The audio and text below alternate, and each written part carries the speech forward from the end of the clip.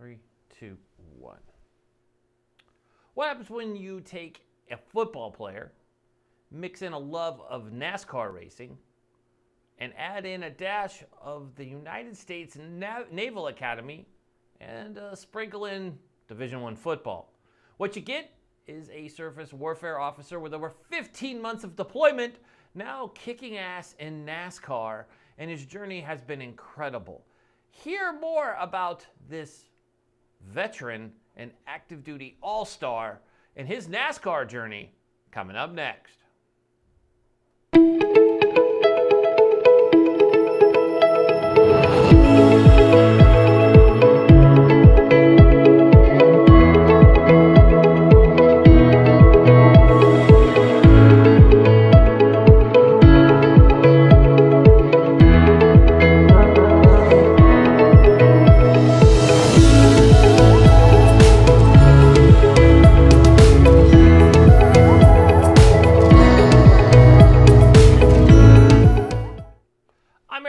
And this is To The Point.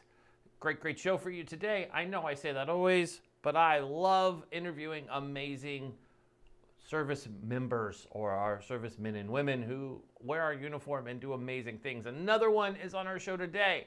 We're going to have an amazing Division I athlete who took his love of auto racing and love of service. He is a Naval Academy graduate, played on the Naval team, the Naval Academy team. I sound like such a Marine when I talk about the Navy. So it sounds like there's such spite in my voice.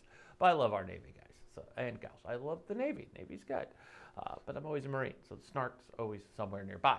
But, you know, our guest today has an amazing story. After 15 deployments on 2 different 15-month deployments on 2 different ships, I can speak English.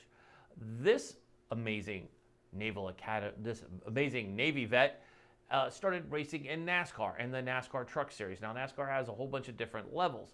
Now, he also on deployment came back and became the first ever Naval Academy graduate. I swear I can speak. Naval Academy graduate to drive in NASCAR, which was a pretty cool first. Then became the first ever NASCAR driver to be active duty in driving in a car. All incredible things for an athlete with a drive and an ability. When he's not doing that, he is running a business and speaking across the country about his amazing mission. Mind you, and he is racing as an independent racer. So he's going up against well-funded teams and has several top 25 finishes. He is also in the second tier, the Xfinity Series for NASCAR right now. So it's like the second, right? It's like the tier right below before you get to the big time. And he's just absolutely killing it. So we're excited to have our guest here today. So let's get to the point with today's guest.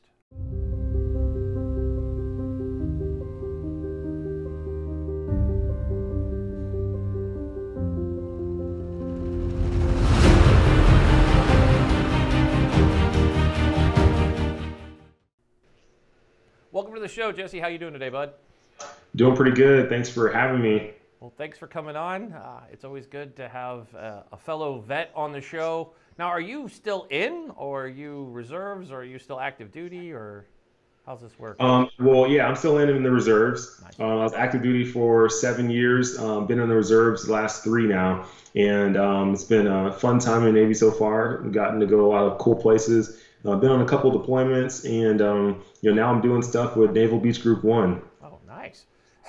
So it's interesting. You drive, we could call it NASCAR because it's NASCAR, and I've explained before you came on to the audience that, NASCAR has different levels, but you came on. So let me get this straight. Not only are you a Naval Academy graduate, which is incredible, and kudos for that. You played on the Naval Academy football team, which is incredible. I've been to Army Navy games, and that's an amazing experience just watching one game. I know you guys play a full season, and your team's generally pretty good. And then you decided, hey, you know what? I just want to go really, really fast. And 5 years ago, you just jumped into NASCAR. Is this kind of fill me in how you went from football academy? I get that. And then surface warfare officer. I get all that. What got you into NASCAR, man? Yeah, I've always loved racing. I've always, been a huge fan of cars and racing. Always been a car guy my whole life.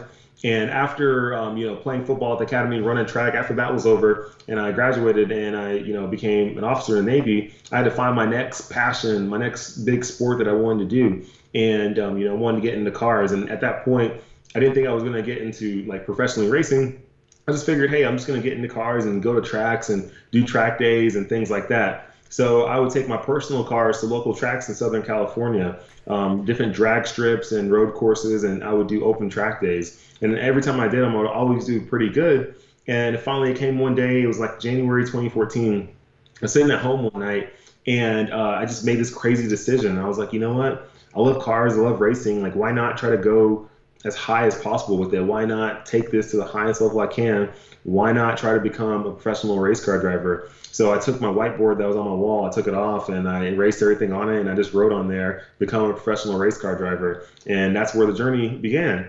And from there, it was doing a lot of research to figure out, hey, what are the racing series out there? Like, what can I get into? What are the entry levels? What are the steps? What do I have to do? Online, I would see a lot of negativity.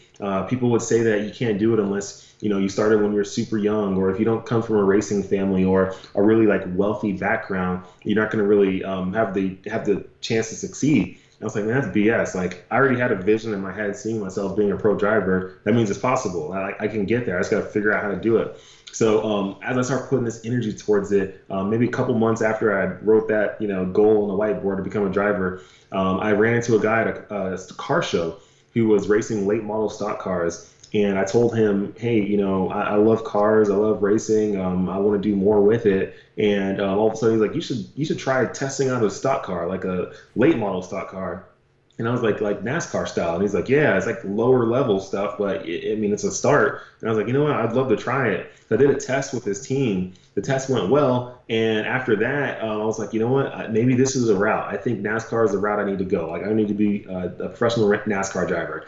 And that's where that journey and pathway began. From there, it was a grind to find the money, to find the time, to find the teams, the resources, the money, like all that stuff to keep doing it. And I started my own small business and I became an entrepreneur to make extra money on the side to actually race. Found sponsorship through, being marketable and being unique in the sport, and putting all that stuff together is what allowed me to kind of progress through the ranks. I started in late model stock cars in 2015, and every year I've worked my way up. Now I'm racing at the NASCAR Xfinity Series level, which is the second highest level in NASCAR, one step away from the top. So I'll get to the top eventually. It's a journey, but that's kind of what it's been like the last 5 years. And all during that, you were serving your country. I love the fact that we just get to add that into it too. That just says so much. It's why I love Military Mondays on our show, is because once again, it's another amazing story where it's like, look what I did, all why I was still serving. So when everybody tries to put this on their plate, like, oh, you can't overcome one goal, you're like,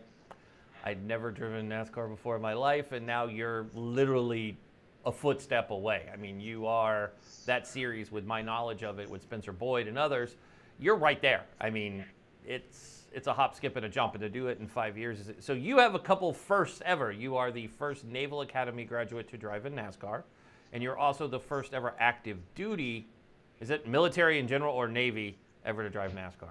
I believe first active duty Navy for sure. I think there was like another active duty guy in the Air Force many years ago who drove at some level in NASCAR. I don't know exactly what level, but he drove a long time ago. But as far as like Navy guys, I'm pretty sure I'm the only one. And currently right now serving in the military period, there's no other drivers who are racing in the top 3 series in NASCAR. So to be able to have this opportunity to do it, to be able to continue to push forward, I mean, we had a lot of great support from like veteran-owned companies who have been sponsors of ours. Those are the folks that keep on supporting us to continue to push us forward. The more veteran-owned companies, the more companies, period, that continue to jump on board and utilize this journey and platform as a marketing tool for them, and then in turn help us, on the sponsorship side of things to keep this journey alive. I mean, that's what helps keep this thing going. Awesome. Well, since this is a veteran show, do you mind sharing some of your veteran-owned businesses that are sponsors? We'd love to plug them, and it's a double-sided sword, because not only are they helping you, but any of our audience that wants to continue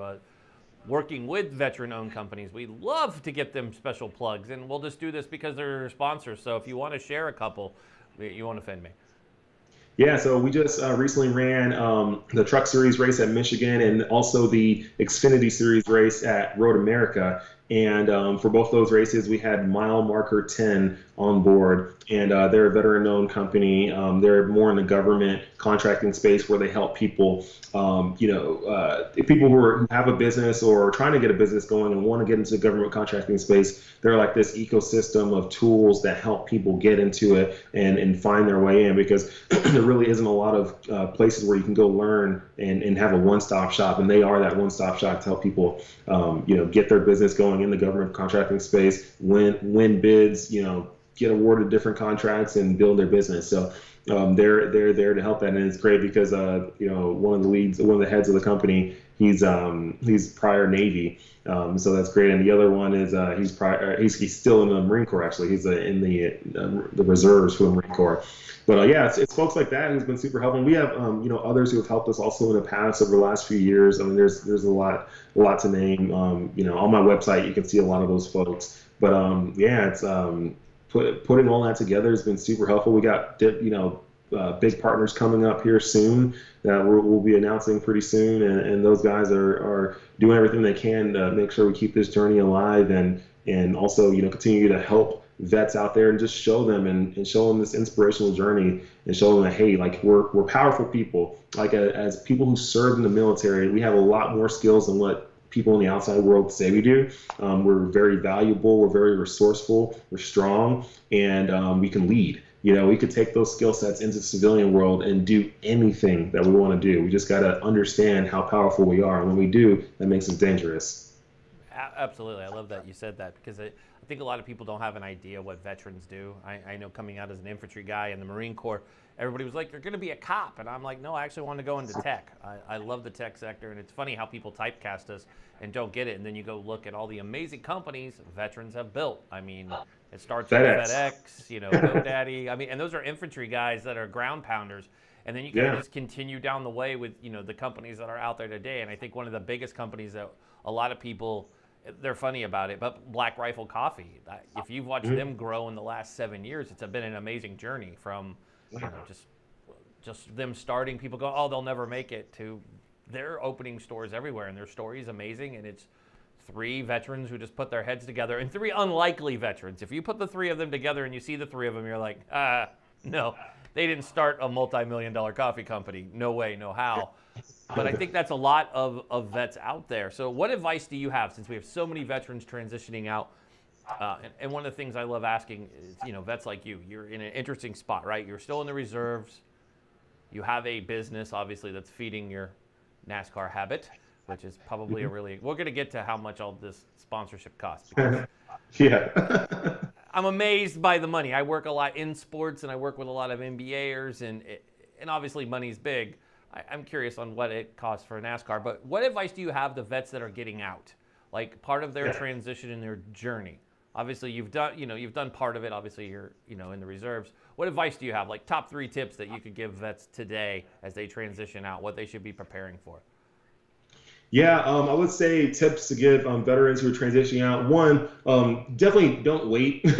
Don't wait till the last second. Like, you're getting out, you're getting your DD 214, tomorrow or whenever, and all of a sudden you're like, okay, now let me start figuring out what I'm going to do. Even if you're retiring, if you're going to retire, you've already done your 20 years, 25, 30, whatever, and you got a check coming in every month, and it's probably a decent sized check. Even if you have that coming in, still don't wait. Because then you can easily get really lazy. And then you can also get into this analysis paralysis world where you are constantly just analyzing the civilian sector, and then you never do anything. And then all of a sudden you're stuck and bills start piling up, and now you're like, you're left with just having to find whatever you can. And the next thing you know, it's not really, you're way more capable than what you found. So definitely don't wait. Understand that just whatever your actual job is in the military, whatever your MOS is, whatever your designator is, all that stuff, that doesn't define you as a person. Like that isn't you. That's just a part of what you've been doing. There's people who have worked in the civilian world who started off as a burger flipper, and next they've made it all the way up to CEO or whatever. Like they've done things like that. But just because they're a burger flipper doesn't mean they're a burger flipper. Like they have more skills than that, but maybe they just had to start there to do something. Just because you're a ground gunpowder just because you're an infantry guy who you've just been carrying an M16 and M4 all your life. That doesn't mean that that's just you. Like, you've learned a lot of skills and concepts along the way, like learning how to take care of equipment. I know there's a lot of young sailors and Marines and airmen and soldiers who are in charge of millions and millions of dollars worth of equipment. That's important. There's a lot of people in the world who are working different places who have never been in charge with more than $10,000 worth of stuff. Some of these people in the military are in charge of millions of dollars worth of stuff. Airplanes, different things, jets, missiles, submarine, you name it. You're in charge of a lot of stuff, and you have to manage it. You got to manage the maintenance on it. You got to manage all that stuff with the timing. Like, so many things you have to do. These are all skills you've learned. So now learn how to take these skills that you learn that you take for granted in the military, because you do it all the time. Don't take it for granted. Understand that it is an attractive thing in the civilian world. Take that over. Make sure you know how to represent it in a way that a civilian person will understand. Don't talk military lingo to civilian people. Talk to them in a way where they can understand how important what you were doing really was. And then when you can translate it into their love language, what they can understand, at that point, you make yourself very valuable and very attractive in the civilian world. And that's if you want to go work for someone.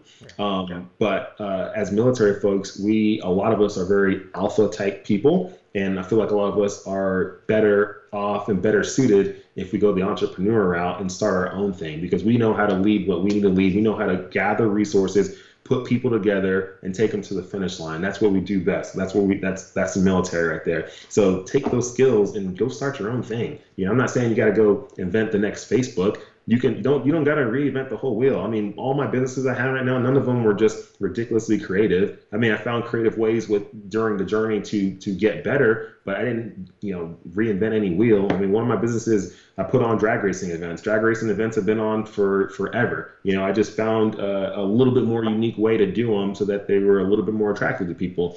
I have a trucking company. There's nothing, new about that. There's many trucking companies out there. I saw opportunity. I knew I could put resources together and go make money. That's what I'm doing. Also, I'm diving into real estate stuff. Real estate has been around for millions of years. Nothing new about it. I just, saw opportunity, and I'm just going to capitalize on the opportunities that I see. It's all about seeing opportunity, seizing it, capitalizing it. That's what we do in the military. We see opportunities, we capitalize it, we go win the battle. So take that into the civilian world, and that's how you're going to be successful, and you're not going to be left on the streets.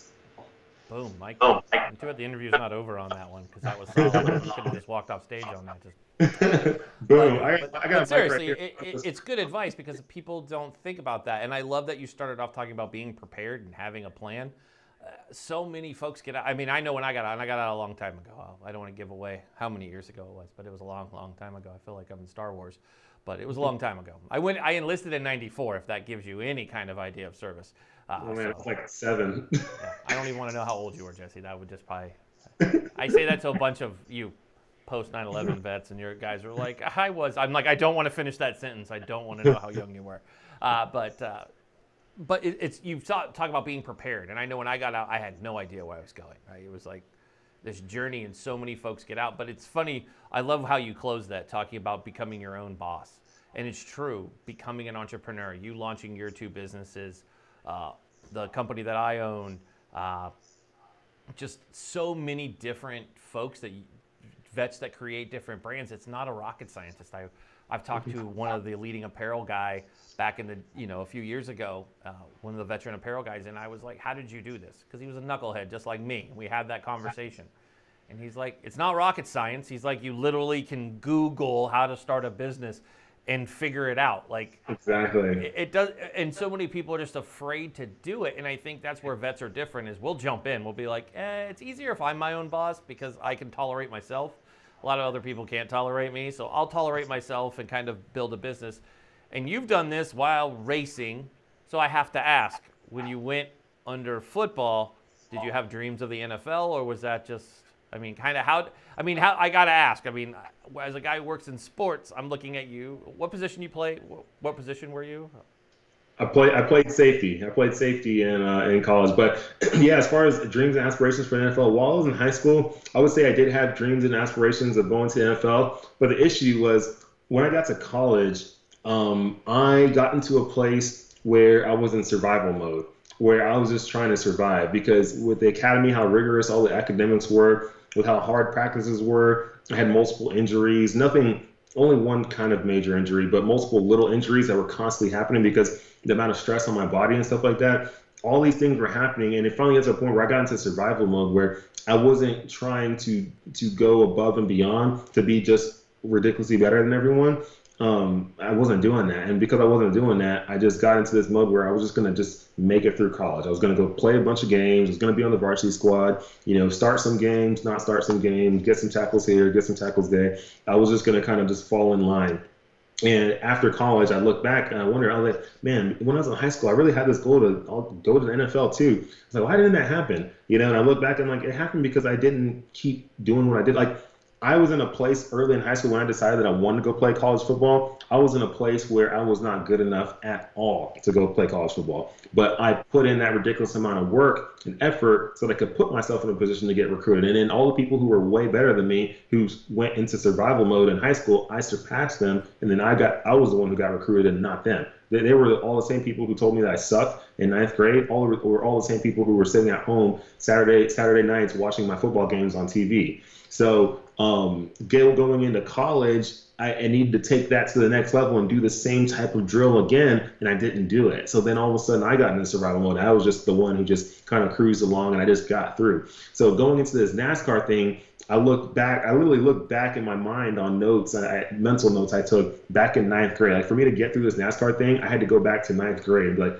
what did I do in ninth grade to go from not being great at football, not knowing much about football, to all of a sudden making it to college football, Division 1A, the highest level of football? How did I do that? I was like, these are the steps I took. I took those same concepts, changed them around a little bit, applied them to what I'm doing in NASCAR so I could get to where I'm at now. And I knew the only way I was going to get to the Cup Series is by putting that high school level of work that I was doing, that I didn't do it in college. And I was like, I'm not going to do what I did in college, which is go in survival mode, or else I'll never make it. I'll just stay at a low level in NASCAR. I'll never make it up. And I was like, I'm not doing that. I got to put in this extra effort. So that's why I became an entrepreneur. That's why I did this, did that. I work 17, 18-hour days every day, and I do that. And I do all these outside of the box things because I didn't want to go into survival mode. I want to go into just continue to fight forward. Like, we got to push that line forward. Like the trenches got to keep moving and moving and moving. Like, we have to push forward in the city. We got to go fight. I love that you say that because, again, another entrepreneur vet who just kind of pushes the envelope and you learn from your mistakes. I think it's funny that you said you have to return to ninth grade to learn from your mistakes, but it's paid off. 5 years behind the wheel, you're at the just sniffing at the exhaust of main NASCAR. So what is it like, Jesse, racing? Now, you race, obviously you're a smaller sponsored racer, and when a lot of us think of racing, we think of those gigantic name sponsors that these cars race around the track. Now, you have several top 25 finishes. Okay, part of me wants to know, does it feel pretty good to beat some of those cars that have lots of money behind them? And two, how frustrating it is to know that you're a good enough racer. If you finish in the top 25, one thing I've learned is that means you could finish one. If you could finish in the top 25, you have a good shot at one. Mm-hmm. Does it come down to money is what really wins these races, or driving ability? How much is it the car and how much is it the driver? Yeah, the money side definitely plays a huge part in it. Obviously, driver too. I mean, most of the drivers in this series are all pretty good drivers, and yeah, there's some drivers who are just more talented than others. They're just really, really good. Their focus is on another level. You're always going to have those guys, but for the most part, most of the drivers are kind of similar in a way. I mean, we can all drive race cars pretty good. The thing is, a lot of times these teams, money separates them. The reason why one driver is way faster than another might not be because of skill. It's just really because of the money. I mean, and when I say money, the more money you have, the better people you can have on your team. I mean, the best chief engineer, the best crew chief, all these people, the best people, they're not gonna, you can't get them for cheap, So to have the extra money to pay those guys, to have the extra money to buy the best parts, to have the extra money to have multiple race cars that you can use for races and always have new ones you're building, all of that, it just costs money. Like, there's no way around it. When you don't have it, you can't have extra sets of tires. You can't have the best, crew chief. You can't have the best this, the best that, because you're just scrapping along. I mean, at the end of the day, like, you could be the best driver in the world, and maybe I'm the worst driver in the world or something like that. But if I'm driving a Lamborghini and you're driving a Honda Civic, you'll never beat me. So it's just, this is how it goes. I love the way you explain that. Lamborghini versus a Honda. I like it. Yeah. I'm going to say the Lamborghini is going to win every time.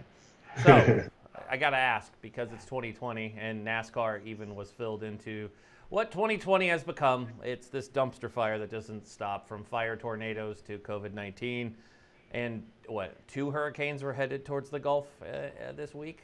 I mean, it's just, only 2020 continues just to throw these curveballs. So what is it like being in this sport? You're a veteran, right? So number one, that's always, we're always thrown into this. As fellow vets, we're always thrown into this debate over anything. I don't know why political, they always throw us into it.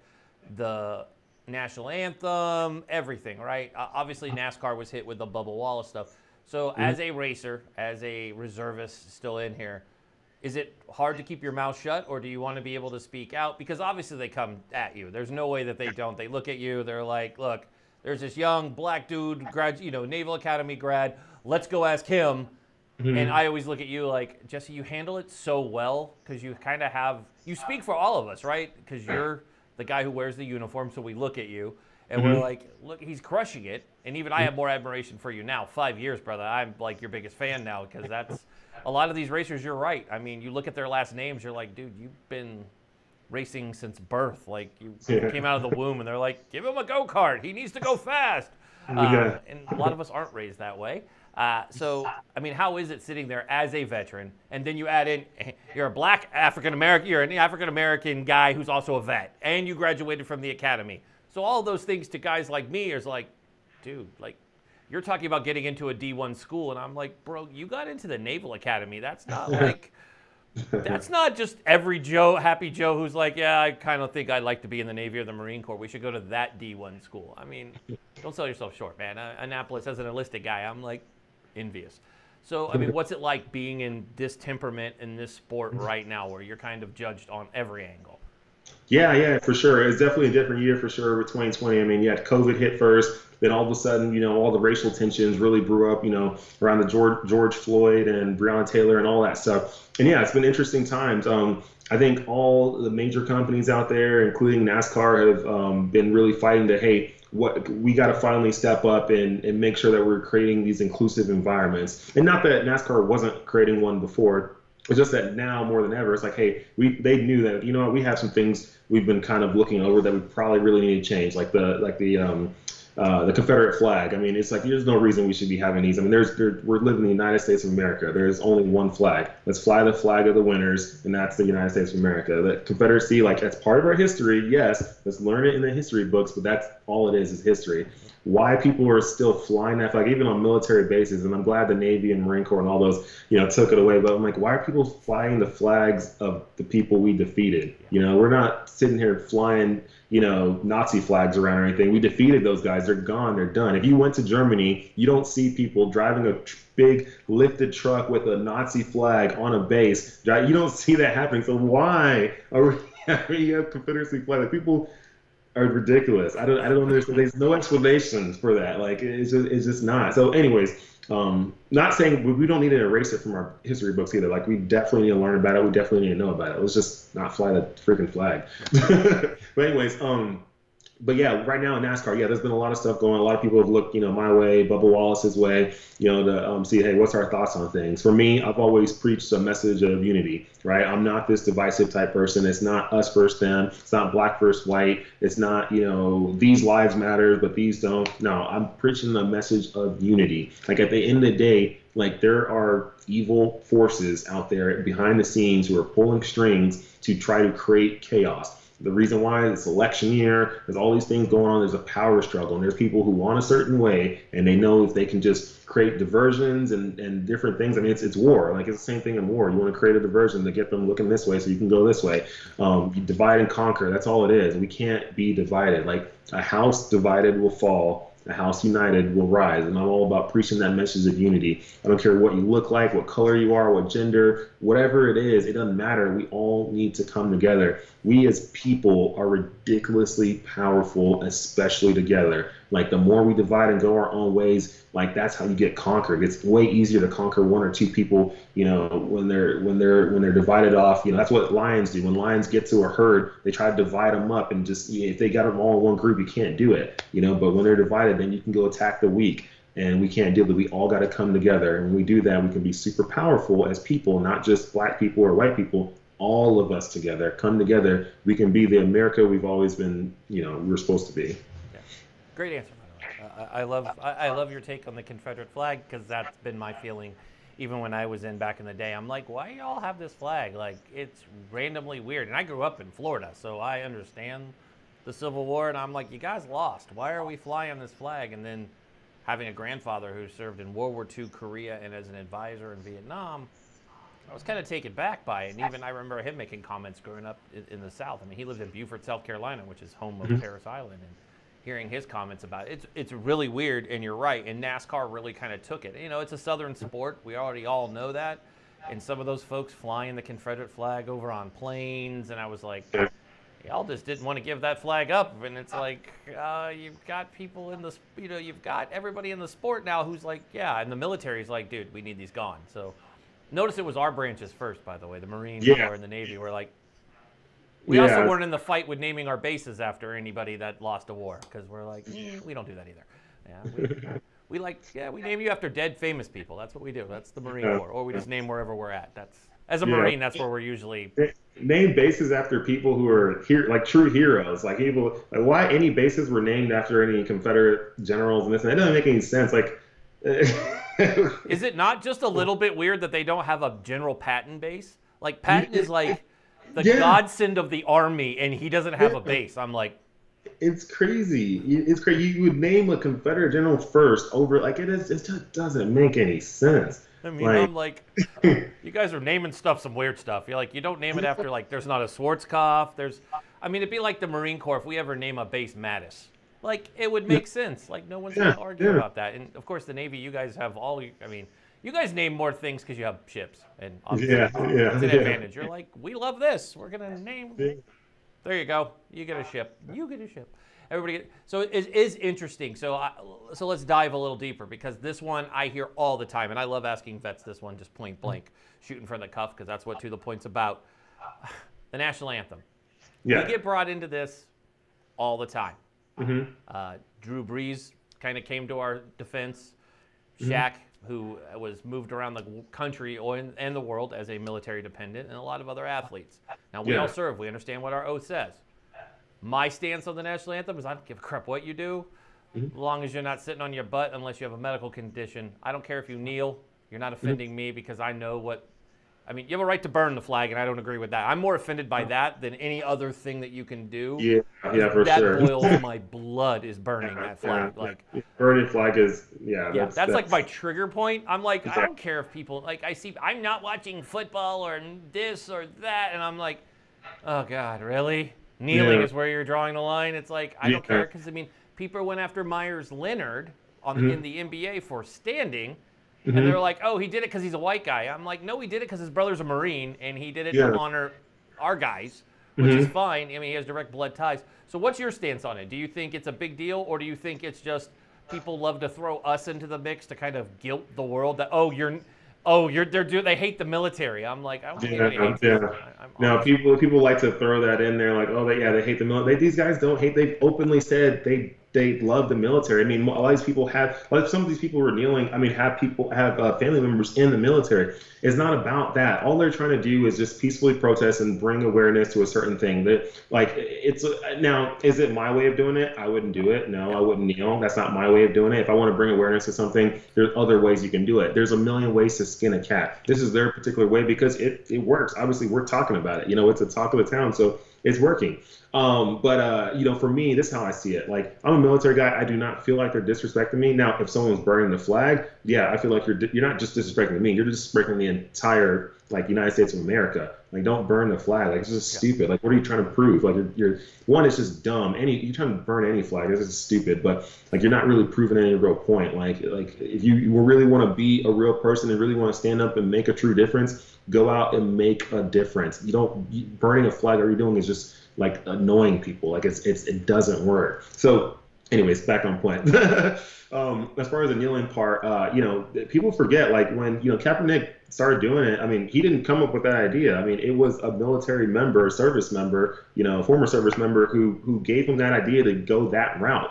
Like, everyone wants to think that he was told by a military member, because we know as military people that, hey, like, we signed up to protect your freedom so that you could have the freedom of speech, the freedom to protest, freedom of this, freedom of that, right to bear arms. Like, we signed up to protect your constitutional freedoms. We didn't sign up to protect anything else but the Constitution of the United States of America against all enemies, foreign and domestic. That's all we signed up for. We didn't sign up to say that you can stand up, or no.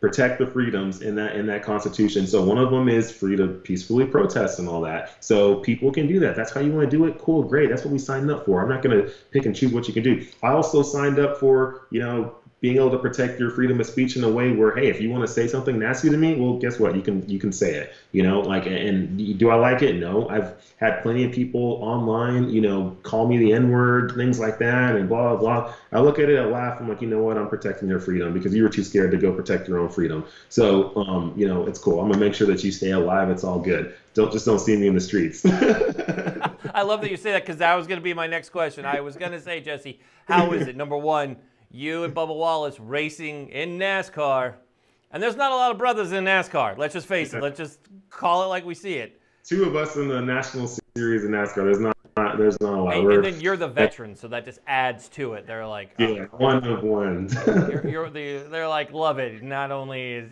he's a black dude, and he's a. So I mean, do you get a lot of hate from some of these folks? Do they come after you?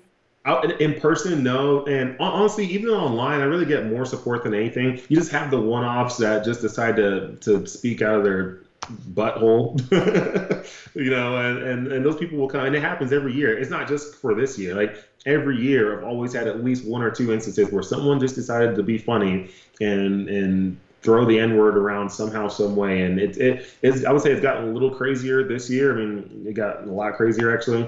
But every year it happens, and I see it, I laugh, and I expose them now. Sometimes before I would just never do anything about it. I wouldn't even, and then I started posting it. Like, if it happened, I'd post it. And then some people were like, oh man, don't give these people any attention, blah, blah. And I was like, and for a while, I'd be like, you know what, maybe you're right. And then this year, I'm like, no, I need to expose these people. People need to understand that this stuff does happen. Like, when people start saying that, oh, racism is not real, I'm like, dude, it is. I don't let it control my life. That's one thing. I do not let it control my life. I don't care what racism's out there, what system's out there, whatever it is. It doesn't matter. If I'm going to go be a billionaire, I'm still going to become a billionaire. We had a black president. He became a black president. Like, none of this stuff can stop us. Yes, it can maybe slow down progress. Yes, it can make things difficult, but it can't stop you. Like, the only way to truly stop someone is to kill them. That's it. And people just aren't going to do that. So understanding that you are in control of your future, you are in control of your destiny. Like, everything you do is on you. Like, there's nothing that can actually really stop you. Like, God has a plan for you. Just follow His plan. Proceed on plan, like, every single day, grind every single day. You'll get to wherever you want to go. So I don't let any of the racism out there or whatever, I don't let that control me. That's not going to define me. Someone's opinion of me is not going to become my reality. That's all that really matters. I mean, I love that you said that, because you already have proven it. 5 years behind the wheel, right there. I mean, I have this feeling that we're going to see you win a race. I just have this. And I'm sure you've gained more fans on here. I mean, seriously, you're very impressive. I mean, every time I've heard you speak, I see you on, and I love it when you get that love of being the veteran. When I'm surfing NBC and they give you some love, it's cool to see, because you're like, hell yeah, that's one of our peeps, one of our vet community out there behind the wheel. And to hear 5 years in there, and you have to. I mean, we get it. People are stupid. They'll say stupid things. Online keyboard commandos exist. I mean. And you were talking about Cap, and Nate Boyer is the Green Beret. Nate. Yep. Yeah, and I've seen people trash Nate, and I'm like, whatever. I'm like, it must be nice, because then I go see. True story. I've seen somebody trash the man on Facebook, and then see him at an event and run up to Nate like he was his boy and take a picture with him, and I'm like. That's how it is. The keyboard warriors. We live in a generation where the internet has created this false of security. Like, back in the day, like if you talk crap about someone, you probably do it in, maybe where they could see you, and people would fight. You get like knocked out. Like that's what would happen. Nowadays, that doesn't happen. So you can be behind your keyboard and, oh yeah, I'm gonna talk crap and try to make someone's day really bad. And people do it so much, especially on Twitter. I mean, it's a negative place on. That's why I don't go on there much. I mean, I go on there to quickly post, and then I'll check a couple little things, but I get off real quick because it's such a negative place. I don't like that negative energy. I'm an energy kind of guy where I like surrounding myself with positive energy because that continues to uplift me and the people around me. Like if I feel negative energy, I'm like, out of my life, X out, that's it, you're cut, boom, like no negative energy, all positive. I love it. And that's how you should be. And I think that's where we can end it off that awesome note. I mean, you like walking off stage with your mic drops. I mean, you did it on your first question, so we had to hold your mic drop for now. But it's been great having you on here, Jesse. You seriously are an inspiration to a lot of us vets, old and young. I mean, jumping in a car, doing what you're doing, it says a lot, and especially NASCAR. Here you are as the lone, vet driving around the track. You're an inspiration to us because you're out there. Why we see, and I'm not knocking the teams that honor vets. I think those are great. I mean, I'll give a shout out to Indy. Alex Rossi is huge with the veteran community. I mean, and he wins races. He's a good guy. I love, and obviously I was going to go down the tell us about your physical fitness because I've seen what those guys, Alex Rossi's workout schedule scares me. And you don't think that you guys have to work out much, but you do, because driving those cars, everybody's, all they do is turn left. I'm like, yeah, go try doing it when it's 130 or 40 degrees in the car for about 3 hours. Go do that. And did see Jesse, because you played on Xbox, so you now can drive better. I got it. I know all those guys. But I want to thank you for coming on, man. It's been great. We'd like to have you back on. When is your next race so we can all tune in and give you some support? Yeah, so I believe right now we're aiming for Vegas Truck Series race as my next one, and then for Xfinity Series, I believe Kansas is the next one that we're trying to get lined up right now. Absolutely. So aiming for those two races. Like I said before, I don't race a full-time schedule. I race part-time schedule until we have more sponsorship, more funding. So the more companies we have come on board to be part of the journey, the more races I can race. I want to get to a point where I'm racing full-time. We'll help continue to build this platform so we continue to inspire vets out there, active duty service members, all those people, just to show them how capable we are of doing whatever. I mean, that's really what this journey is about. I could go do a lot of other things in life, but being a multiple business owner, racing in NASCAR, and also serving in the reserves, I think I'm kind of maxing myself out to show people that, hey, like if you're a service member, you can do everything I did. I'm no one special. Like I don't have superpowers. I'm a normal person who just put my mind to everything I did. And if you do it too, you can make anything happen in life. I love it. That's so good. And you say that all while you're serving the country, and you're killing it. And everybody here who's watching the show, I know you have gained a whole bunch of new fans today. We'll be tuning in and cheering you on, and we'll follow your links. Everybody, as you know, as you watch the show, if you're watching on Facebook, click the links that we have in the comment. If you're watching on YouTube or C-Suite TV, make sure you scroll down and you can see how you can help Jesse's team out. And brands that are watching us on C-Suite, if you're looking for a veteran that you want to endorse and throw some money behind on a beautiful car and a good guy, there you go. That's where you throw it. So if you're watching on C-Suite, Jesse's your man. So that's where we take care of you there. So, Jesse, we want to thank you so much for joining us. Everyone else, stay tuned, and we'll be right back after these messages.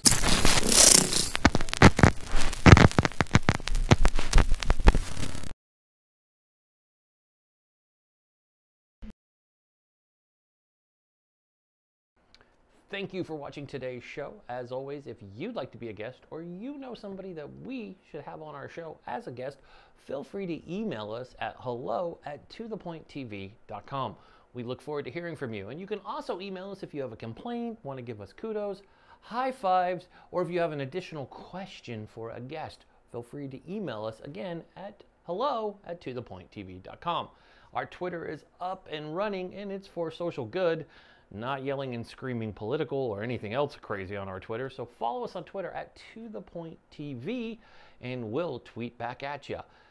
And as always, we want you to check out our IG. We love Instagram. Our Instagram stories are up, they're buzzing, and they're meant for you. We love our fans and followers, and we want you to know who our guests are coming on, and we want you to engage with us, and we want to engage with you. So make sure you're following us at Instagram at @ToThePointTV. Now, We love you on Facebook, and we want to make sure, because you're probably watching this on Facebook, like, why would you already follow us? But tell a friend that they can come follow our show and never miss a live episode. As you know, here on Facebook, make sure you head, if you're not on Facebook watching this, then it's different, but our Facebook is To The Point with Eric Mitchell. So make sure you follow us there so you always get notified when our show goes live at 12 p.m. Eastern, 9 a.m. Pacific. Now, for the folks over on YouTube. Now, YouTube, we love our YouTube, and our channel is growing, and we love you there. Now, if you missed the live show at 12 p.m. Eastern, you can catch the premiere, which is re-recorded. The premiere on YouTube goes down every day at 6 p.m. Eastern, 3 p.m. Pacific, and simply just go do that. So remember, with YouTube, what we want you to do is smash that like button, hit the subscribe button, and flick that bell. That's right, hit the bell. Give that bell some bell love, and that way you know when we're on air and you can catch our latest episode. Check out our playlist. All of them broken down by the day and guest and show, so you can always stay up to date. Once again, on behalf of the entire team here at To The Point, we want to thank you for, again, tuning in and watching our show, and we look forward to seeing you tomorrow on To The Point. As always, I am your host, Eric Mitchell. Be safe, be strong, be smart, and God bless America. Let's get to the point with Eric Mitchell. Let's get to the point. Sit and enjoy. This is Eric Mitchell. He the host of the show. Get to the point. He is the voice. We needed this, something more. This is a daily show that's known for politics and the sports. Ain't no limit to whoever you may see at this point. To celebrities, Eric he's beast in the joint. As a veteran, put him at ease, then anoint. Every conversation can never be disappointed. Whether tragic or it's happy, Eric will cover whatever's happening. Whether it be your gymnast, toe tapping, talking about nearly any athlete, not taking a back seat. You're never gonna get it past T. Everybody running from it, it's a stampede. But he's on it like this man who took that knee. Mr. Mitchell's way too crafty.